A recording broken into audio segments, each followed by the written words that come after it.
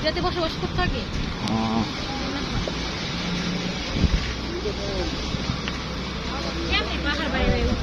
ওই যে মোয়াল্লেম কারে কয় দেখেন, যেন যায় হ্যানি বাসন দেয়।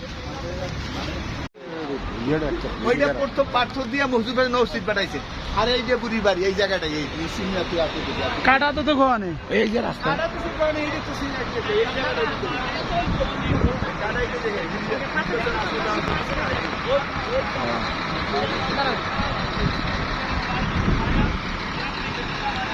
ওই তো এই তো ফসল বাংলাদেশ মাটি লাগে।